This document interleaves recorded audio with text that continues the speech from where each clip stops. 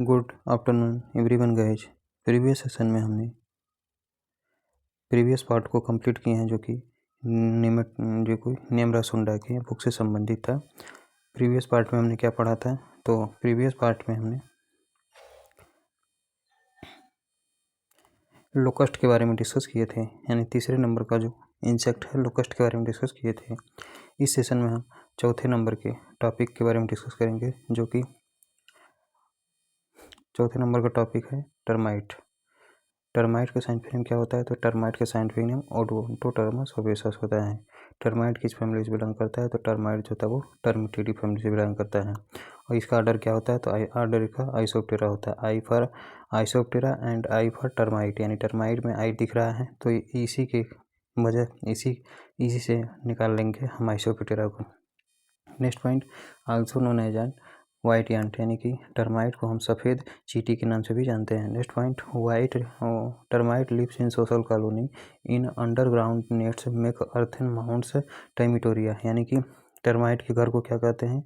तो टर्माइट के मिट्टी के घर को माउंट से या फिर टर्मिटोरिया के नाम से जाना जाता है। फिर से टर्माइट के मिट्टी वाले घर को टर्मिटोरिया के नाम से जानते हैं। और यह नेट के नीचे, यानी कि जो जाली होती है उस जाली के नीचे जो है यह सामाजिक कॉलोनी के रूप में रहने का काम करते हैं।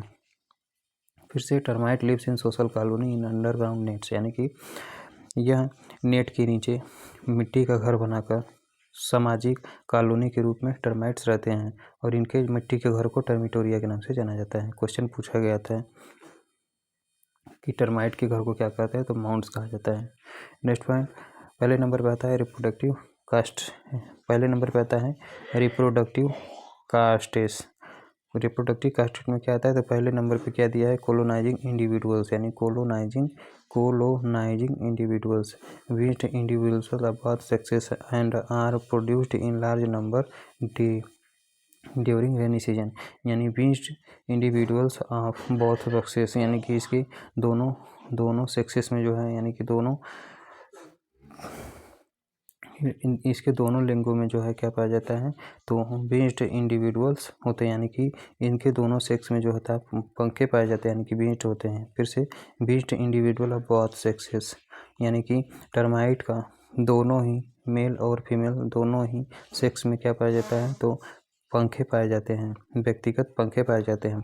And are produced in large number during rainy season, और यह रेनी के सीजन में या फिर बरसात के मौसम के दौरान बहुत ही अधिक संख्या में उत्पन्न होते हैं। फिर से बीच इंडिविजुअल ऑफ बोथ सेक्सेस, यानी कि टर्माइट की दोनों सेक्सेस में जो होता है वो व्यक्तिगत पंखे पाए जाते हैं।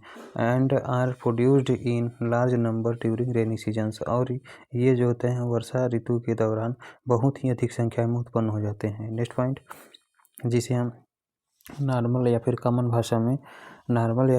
भाषा में इसे हम क्या कहते हैं? तो पंखी के नाम से जानते हैं। तो पंखी जो होता है वो टर्माइट का ही मॉडिफिकेशन होता है। After mating they cast off the wings and start a new colony, यानी मैटिंग के बाद ये अपने विंग को नीचे गिरा देते हैं और नए कॉलोनी को बनाना स्टार्ट कर देते हैं। फिर से after mating they cast off the wings and start a new colony, यानी कि मैटिंग के बाद ये अपने विंग्स को गिरा देते हैं और फिर नए कॉलोनी का यह निर्माण करते हैं। ये हो गया इनके कोलोनाइजेशन इंडिविजुअल्स के बारे में डिस्कस। दूसरे नंबर पे दिया है queen. Discuss about queen of termites. Only perfectly developed female in the colony, यानी कि कॉलोनी में केवल परफेक्टली डेवलप्ड फीमेल ही पाए जाते हैं, यानी कि टर्माइट के कॉलोनी में केवल परफेक्ट डेवलप्ड फीमेल ही पाए जाते हैं। Next point, it measures about 5 to 7.5 centimetre in length and she is also known as phenomenon egg laying machines, यानी कि it measures about 5 to 7.5 centimetre in length, यानी कि इसकी जो लेंथ होती है या फिर इसकी जो लंबाई होती है वो 5 से लेकर 7.5 सेंटीमीटर तक होती है। इसीलिए इसे हम एक लेइंग मशीन के नाम से भी जानते हैं। फिर से it measures about 5 to 7.5 centimetre in length and she is known as phenomenon egg laying machine, यानी कि जो क्वीन का साइज होता है वो 5 से 7.5 सेंटीमीटर लंबाई में इसका साइज होता है। और इसे हम इस घटना को और क्वीन को जो है एग लेइंग मशीन के नाम से जाना जाता है। यानी कि टर्माइट के क्वींस को क्या कहा जाता है, तो टर्माइट के क्वींस को एग लेइंग मशीन या फिर अंडा देने की मशीन के रूप में जाना जाता है। क्यों कहा जाता है? इट लेइंग 1 एग्स पर सेकेंड आर 70,000 से 80,000 एग्स इन 24 आवर्स। यानी कि इसे एग लेइंग मशीन इसलिए कहा जाता है कि यह प्रत्येक वर्ष जो होता है वो प्रत्येक सेकेंड जो है एक अंडा देती है। यानी कि जो टर्माइट का क्वीन होता है वो एक सेकेंड में एक अंडा देती है, इसीलिए इसे एग लेइंग मशीन के नाम से जाना जाता है। और 24 घंटे में यह लगभग 70,000 से 80,000 अंडे को प्रोड्यूस कर देती है। Next point, queen fed by workers. यानी कि क्वीन जो होता है केवल वर्कर्स के द्वारा ही भोजन करती है।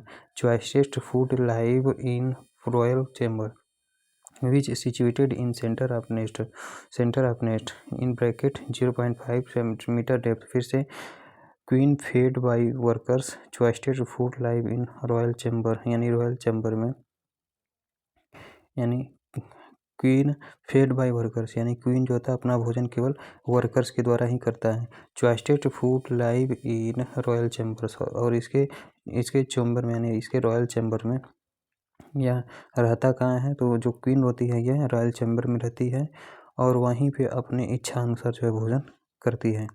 बीच situated in centre of nest, जो कि नेस्ट यानी जो घोंसला होता है या फिर जो घोंसला होता है उसके सेंटर में बिल्कुल यह पाई जाती है। क्या? Queen. Discuss about king of termites, यानी कि किंग ऑफ टर्माइट, यानी टर्माइट के किंग्स के बारे में क्या कैरेक्टर दिया है। तो first point, it is developed from unfertilised egg, यानी कि टर्माइट का जो किंग होता है वो अनफर्टिलाइज्ड एग से प्रोड्यूस होता है या फिर डेवलप्ड होता है। Next point, it lives with queen in royal chamber, यानी कि जो किंग होता है वो रॉयल चैम्बर में केवल क्वीन के साथ रहता है। फिर से, किंग जो होता है वो रॉयल चैम्बर में क्वीन के साथ रहने का काम करता है। And smaller than queen and mates with queen from time to time, यानी कि जो किंग होता है यह क्वीन से आकार में छोटा होता है। And mates with queen from time to time, और समय दर समय यह क्वीन से मेटिंग करने का काम करता रहता है। नेक्स्ट, चौथे नंबर पे आता है कम्प्लीमेंट्री कास्ट, यानी कि चौथे नंबर पे क्या आता है, तो चौथे नंबर पे कम्प्लीमेंट्री कास्ट आता है। First point related to complementary caste, short beat या फिर wingless of both sexes lead is subterranean life, यानी कि इसमें बहुत ही छोटा विंग पाया जाता है या फिर बिल्कुल ही विंग नहीं पाया जाता है। यानी कम्प्लीमेंट्री कास्ट में जो है बहुत ही छोटे छोटे पंखे पाए जाते हैं या फिर यह बिल्कुल पंख रहित ही देखने को मिलता है। यानी कि इसके दोनों सेक्स में, यानी कि कम्प्लीमेंट्री कास्ट के दोनों सेक्स में विंग थोड़ी बहुत मात्रा में पाया जाता है या फिर विंग पाया ही नहीं जाता है। लीड ए सबटेरेनियन लाइफ, और यह एक सबटेरेनियन लाइफ को व्यतीत करने का काम करते हैं। They replaced in place of queen and king after ultimately death of them, यानी कि जो कम्प्लीमेंट्री कास्ट होते हैं यह किंग या फिर क्वीन के मरने के बाद उसका स्थान भी ले लेते हैं। अल्टीमेटली डेथ ऑफ देम, यानी कि they replace in place of queen and king after ultimate death of them, यानी कि यदि अचानक किंग या फिर क्वीन की मौत हो जाती है तो उसके स्थान पर कम्प्लीमेंट्री कास्ट ही वहाँ पर अपना जीवन व्यतीत करते हैं। नेक्स्ट, टर्माइट का जो पांचवा कास्ट दिया है कौन सा है, तो स्टाइल कास्ट, यानी टर्माइट का जो स्टाइल कास्ट आता है तो टर्माइट के स्टाइल कास्ट में वर्कर्स आता है। तो टर्माइट के स्टाइल कास्ट में आपको वर्कर्स आता है, तो इसके बारे में देख लेते हैं। They developed from fertilised egg but remain stunted, यानी कि जो वर्कर्स होते हैं इनका विकास जो होता है वो फर्टिलाइज्ड एग से होता है, लेकिन यह बहुत ही छोटी मात्रा में रह जाते हैं, यानी बहुत ही छोटे आकार में रह जाते हैं। Actual member that cause damage to crops, यानी कि यह स्टाइल यानी कि टर्माइट का जो एक्चुअल मेंबर होता है, यानी कि टर्माइट का यह एक्चुअल मेंबर होता है जो कि फसलों में डैमेज करने का काम करता है। यानी कि यही वर्कर्स जो होता है, यानी कि टर्माइट का जो वर्कर्स होता है यही फसलों में डैमेज करने का काम करता है। Next point, smaller than soldier and numerous in population, यानी कि पॉपुलेशंस में यह सोल्जर की अपेक्षा छोटे होते हैं और न्यूमरस भी होते हैं। Next point, except production and defence of community practically all other duties are performed by the workers, यानी कि except production and defence of community, यानी कि जो कम्युनिटी है, यानी कि टर्माइट की रिप्रोडक्शन, यानी कि टर्माइट के केस में रिप्रोडक्शन को छोड़कर और कम्युनिटी का डिफेंस छोड़कर इसके अलावा जितने भी प्रैक्टिकल काम होते हैं वह सब ड्यूटी जो होता है वो वर्कर करता है। Next point, they take care of eggs, यानी कि यह कौन कौन सा कार्य करता है, तो यह अंडे की देखभाल करता है, फेड क्वीन, और यह यानी कि take care of eggs fed queen and, यानी कि क्वीन के भोजन का देखरेख करता है, and cultivate fungus food ambrosia in underground gardens, यानी कि गार्डन के अंदर, यानी कि गार्डन के अंदर जो गार्डन के अंडरग्राउंड में एम्ब्रोसिया फूड, यानी फिर से cultivate fungus food ambrosia in underground gardens, और ये क्वींस यानी ये जो वर्कर्स होते हैं ये गार्डन के अंडरग्राउंड में फंगस फूड जिसका नाम एम्ब्रोसिया है उसको कल्टीवेट करने का काम करते हैं। दूसरे नंबर पर आता है सोल्जर, यानी स्टाइल, यानी कि स्टाइल कास्ट में क्या आता है, तो स्टाइल कास्ट में आपका सोल्जर आता है। तो सोल्जर क्या करता है, तो सोल्जर के बारे में देख लेते हैं क्या काम है इसका। दे डेवलप्ड फ्रॉम अनफर्टिलाइज्ड एग, यानी कि जो सोल्जर होते हैं, यानी कि टर्माइट का जो सोल्जर होता है वो अनफर्टिलाइज्ड एग से प्रोड्यूस होता है, एंड रिमेनिंग अंडर डेवलप्ड, लेकिन शेष जो होते हैं वो अंडर डेवलप्ड होते हैं, इसके नीचे ही विकसित होते हैं। फिर से सोल्जर का मतलब क्या होता है, तो दे डेवलप्ड फ्रॉम अनफर्टिलाइज्ड एग, यानी कि जो सोल्जर होते हैं वो अनफर्टिलाइज्ड एग से प्रोड्यूस होते हैं या फिर विकसित होते हैं, एंड रिमेनिंग अंडर डेवलप्ड, और शेष जो भाग रहता है एंड रिमेनिंग अंडर डेवलप्ड, यानी कि इसके अंतर्गत यह अंडर डेवलप्ड के अंतर्गत आते हैं। Next point, the most specialised member of the community and can be recognised by the large head and strong chitinised sickle shaped mandibles adapted for protection of colony. फिर से the most specialised member of the community, यानी कि termite के community का जो सर्वाधिक विशिष्ट member होता है वो आपका सोल्जर ही होता है, can be recognised by the large head, और इसमें जो हेड होती, यानी कि सोल्जर में जो हेड होता है वो बहुत बड़ा होता है, and strong chitinised sickle shaped mandibles, और इसमें जो होता है बहुत ही मजबूत काइटिनाइट हंसिया के आकार का इसमें मैंडिबल पाया जाता है, adapted for protection of colony, जो कि कॉलोनी का प्रोटेक्शन करने में सहायता करता है। नेक्स्ट है मैनेजमेंट ऑफ टर्माइट्स, यानी टर्माइट का मैनेजमेंट कैसे करेंगे तो उसके बारे में डिस्कस किया गया है।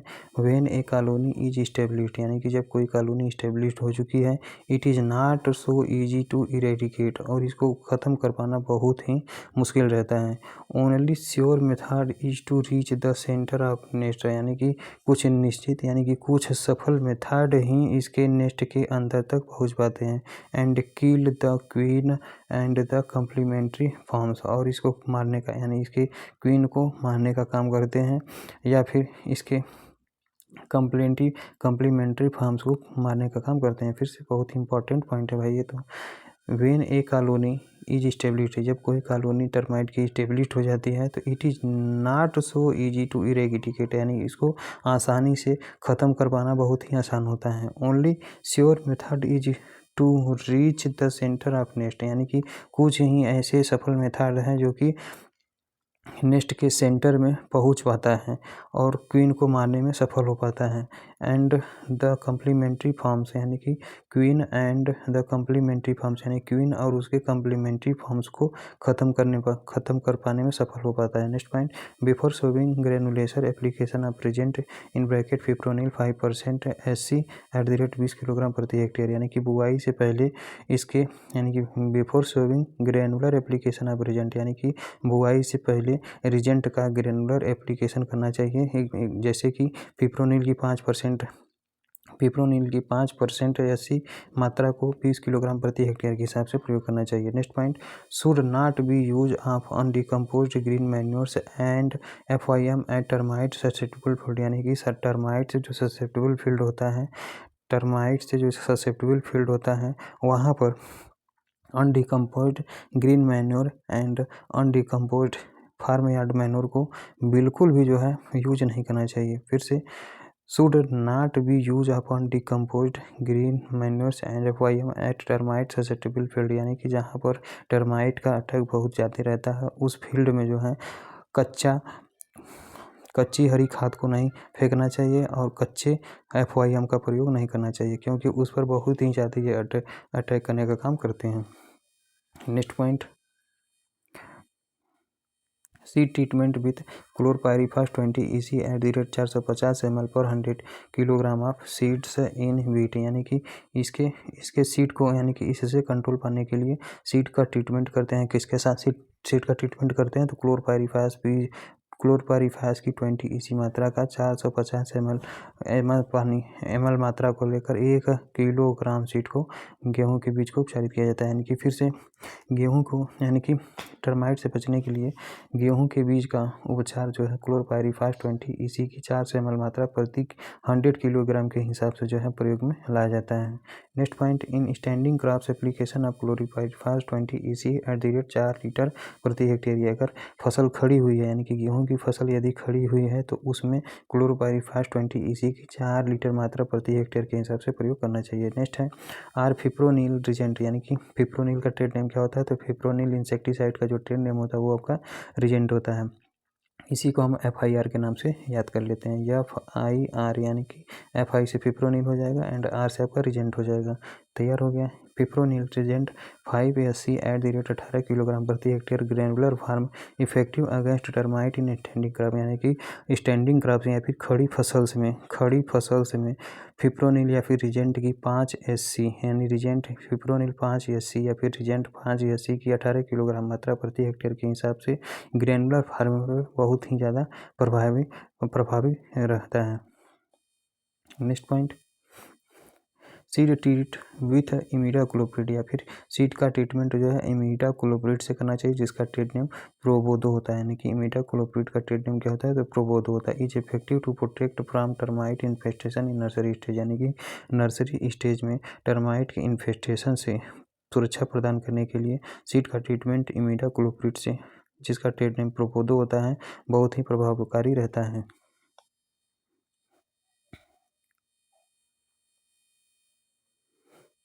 नेक्स्ट क्या है? तो नेक्स्ट पेज पे दिया है क्या? Storage insect paste and there management. अगले चैप्टर में दिया है storage insect paste and there management. एक तरफ सीरियल नंबर दिया है, यानी list of storage insect paste, यानी कि इंसेक्ट यानी स्टोरेज इंसेक्ट पेस्ट का इधर लिस्ट दिया है। एक तरफ सीरियल नंबर दिया, उसका दूसरी तरफ उसका कॉमन नेम दिया है, तीसरी तरफ उसका साइंटिफिक नेम दिया है एंड चौथे तरफ आपका फैमिली दिया है एंड पाँचवीं तरफ ऑर्डर्स दिया है। अब हम इसके बारे में पूरा कंप्लीट डिस्कशन करते हैं। तो पहले नंबर पे राइस बेबिल आता है, जो कि स्टोरेज पेस्ट के अंतर्गत आता है। राइस बेबिल का साइंटिफिक नेम क्या आता है? तो स्टोन एंड बेबिल जो होता है वो ज़्यादातर अटैक करते हैं किसमें? स्टोरेज ग्रेन पेस्ट में। तो साइटोफिलस ओराइजी होता है, यानी कि राइस बेबिल का साइंटिफिक नेम क्या होता है? तो राइस बेबिल का साइंटिफिक नेम साइटोफिलस ओराइजी होता है। किस फैमिली से बिलोंग करता है? तो कुरकुलियोनिडी फैमिली से बिलोंग करता है। यानी किस फैमिली से बिलोंग करता है? तो यह कुरकुलियोनिडी फैमिली से बिलोंग करता है। आर्डर कौन सा होता है? तो इसका आर्डर कोलियोप्टेरा होता है। यानी बीटल और बेबिल सभी जो होते हैं वो कोलियोप्टेरा आर्डर के अंतर्गत ही आते हैं। दूसरे नंबर पे ग्रेन बेबिल आता है। ग्रेन बेबिल का साइंटिफिक नेम होता है साइटोफिलस ग्रेनेरियम होता है। यानी कि राइस बेबिल का साइंटिफिक नेम साइटोफिलस ओराइजी होता है, जबकि ग्रेन बेबिल का साइंटिफिक नेम साइटोफिलस ग्रेनेरियम होता है। यानी कि ग्रेन लगा है तो ग्रेनेरियम हो जाएगा, सीधा सीधा ग्रेन लगा है तो ग्रेनेरियम हो जाएगा, ठीक। एंड राइस लगा है तो उसका ओराइजी हो जाएगा। यह भी आपका कोलियोनिडी फैमिली से बिलोंग करता है। आर्डर कौन सा होता है? तो कोलियोप्टेरा आता है। तीसरे नंबर पे लार्जर राइस बेबिल आता है। लार्जर राइस बेबिल का साइंटिफिक नेम क्या होता है? तो साइटोफिलस जिया मेज होता है। यानी कि लार्जर राइस बेबिल का साइंटिफिक नेम क्या होता है? तो लार्जर राइस बेबिल का साइंटिफिक नेम साइटोफिलस जिया मेज होता है।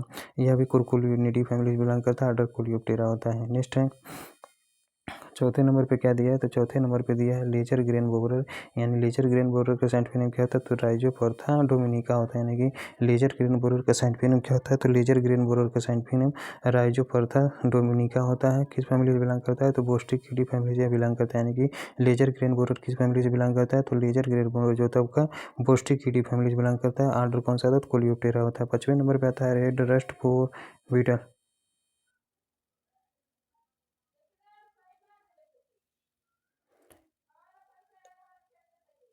5वें नंबर पे रेड रस्ट 4 बीटल दिया है, यानी रेड रस्ट 4 बीटल, यानी रेड रस्ट 4 बीटल।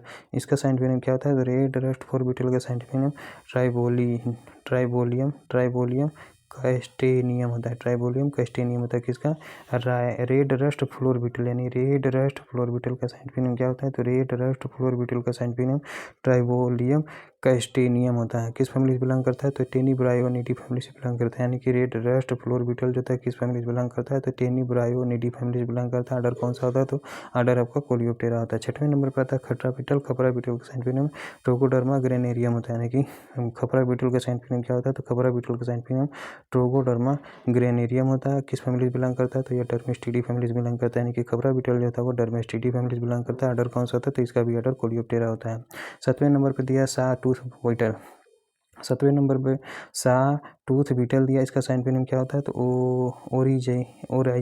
ओराइजी फिलस सूरीनेमेंसिस होता है। सूरीनामेंसिस होता है। फिर से सा टूथ बीटल का साइंटिफिक नेम क्या होता है? तो सा टूथ बीटल का साइंटिफिक नेम ओराइजी फिलस, यानी कि सा टूथ बीटल का साइंटिफिक नेम ओराइजी फिलस सूरीनामेंसिस होता है। फिर से सा टूथ बीटल का साइंटिफिक नेम क्या होता है? तो सा टूथ बीटल का साइंटिफिक नेम ओराइजी फिलस सूरीनामेंसिस होता है।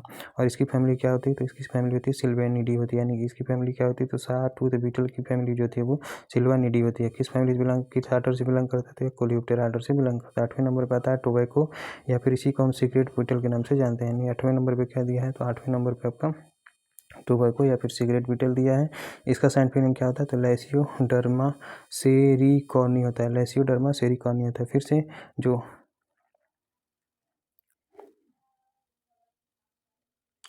8वें नंबर पे क्या दिया? 8वें नंबर पे टोबैको या फिर सिगरेट बीटल दिया। इसका साइंटिफिक नेम लेसियोडर्मा सेरिकॉर्नी होता है। और यह इसका क्या फैमिली बिलोंग करता है? तो एनोबिडी फैमिली से बिलोंग करता है। यानी टोबैको या फिर सिगरेट बीटल जो होता है किस फैमिली से बिलोंग करता है? तो एनोबिडी फैमिली से बिलोंग करता है। आर्डर कौन सा था? तो कोलियोप्टेरा आर्डर होता है। 9वें नंबर पे क्या आता है?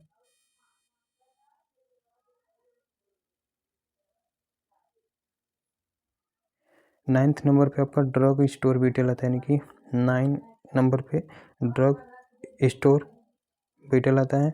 इसका साइंटिफिक नेम ईस्टेगोबियम पेनिसेकम होता है। ईस्टेगोबियम पेनिसेकम होता है। फिर से ड्रग स्टोर बीटल का साइंटिफिक नेम क्या होता है? तो ड्रग स्टोर बीटल का साइंटिफिक नेम क्या होता है? तो ड्रग स्टोर बीटल का साइंटिफिक नेम ईस्टेगोबियम पेनिसेकम होता है। यह भी किस फैमिली से बिलोंग करता है? तो एनोबिटी फैमिली से बिलोंग करता है। एनोबिटी फैमिली से बिलोंग करता है। आर्डर कौन सा था? तो इसका भी आर्डर कोलियोप्टेरा होता है।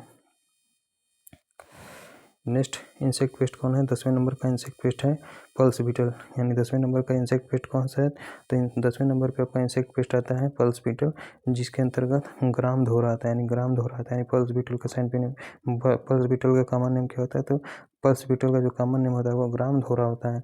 इसका साइंटिफिक नेम कालोसुब्रोस्कस चाइनेंसिस होता है, यानी कि पल्स बीटल का साइंटिफिक नेम क्या होता है? तो पल्स बीटल का साइंटिफिक नेम कालोसुब्रोस्कस चाइनेंसिस होता है। किस फैमिली से बिलोंग करता है? तो पुरुजीटी फैमिली से बिलोंग करता है। आर्डर कौन सा था? तो कोलियोप्टेरा आर्डर होता है। 11वें नंबर पे आता है ग्राउंडनट बीटल। ग्राउंडनट बीटल का साइंटिफिक नेम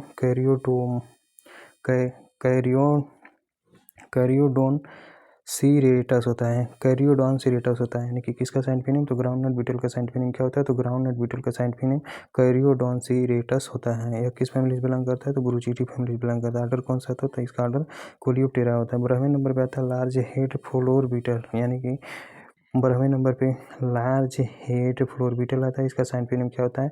तो लेथिटिकस ओराइजी होता है। लेथिटिकस ओराइजी होता है। फिर से लार्ज हेड फ्लोर बीटल का साइंटिफिक नेम क्या होता है? तो लार्ज हेड फ्लोर बीटल का साइंटिफिक नेम लेथिटिकस ओराइजी होता है। किस फैमिली से बिलोंग करता है? टेनिब्रायोनिडी फैमिली से बिलोंग करता है, यानी कि लार्ज हेड फ्लोर बीटल किस फैमिली से बिलोंग करता है? तो लार्ज हेड फ्लोर बीटल जो होता है वो टेनिब्रायोनिडी फैमिली से बिलोंग करता है। आर्डर कौन सा होता है? तो कोलियोप्टेरा आर्डर होता है। 13वें नंबर पे आता है अंगाउ मोएज ग्रेन मॉथ, यानी कि 13वें नंबर पे क्या आता है? तो 13वें नंबर पे आपका अंगाउज यानी अंगाउ मोएज ग्रेन मॉथ। इसका साइंटिफिक नेम क्या होता है? तो साइटोट्रोगा सीरिएलिला होता है, यानी साइटोट्रोगा सीरिएलिला होता है, यानी कि एंगाऊ ऐसे ग्रेन मॉथ का साइंटिफिक नेम क्या होता है, तो साइटोट्रोगा सीरिएलिला होता है। किस फैमिली से बिलोंग करता है, तो यह जेलीचिडी फैमिली से बिलोंग करता है, यानी जेलीचिडी फैमिली से बिलोंग करता है। ऑर्डर कौन सा होता है, तो इसका ऑर्डर लेपिडोप्टेरा होता है। सभी प्रकार के बीटल जो होते हैं वो कोलियोप्टेरा से बिलोंग करते हैं, जबकि सभी प्रकार के जो मॉथ होते हैं वो लेपिडोप्टेरा से बिलोंग करते हैं। नेक्स्ट है 14वें नंबर पे क्या दिया है भाई, हो गया।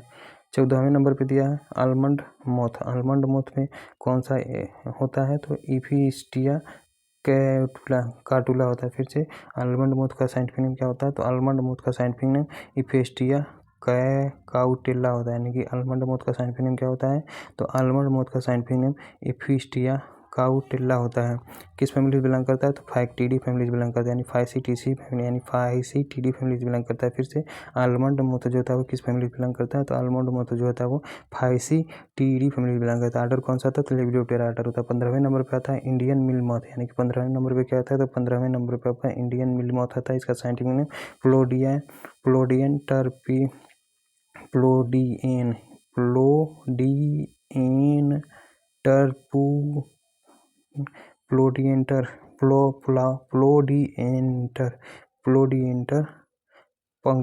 पंक्चेला, यानी प्लोडिएंटर पंक्चेला होता है। किसका, इंडियन मिल मॉथ का साइंटिफिक नेम क्या होता है, तो इंडियन मिल मॉथ का साइंटिफिक नेम प्लोडिएंटर पंक्चेला होता है। किस फैमिली बिलोंग करता है, तो ये फाइसीटीडी फैमिली बिलोंग करता है। ये भी आपका फाइसीटीडी फैमिली बिलोंग करता है। ऑर्डर कौन सा होता है, तो इसका भी ऑर्डर लेपिडोप्टेरा होता है। 16वें नंबर पे आता है राइस मोथ। राइस मोथ का साइंटिफिक नेम क्या होता है, तो कोर्सिरा सीफेलोनिका होता है, यानी कि राइस मोथ का साइंटिफिक नेम क्या होता है, तो राइस मोथ का साइंटिफिक नेम कोर्सिरा सीफेलोनिका होता है। किस फैमिली से बिलोंग करता है, तो यह पैरालिडी फैमिली से बिलोंग करता है। ऑर्डर कौन सा होता है, तो लेपिडोप्टेरा होता है।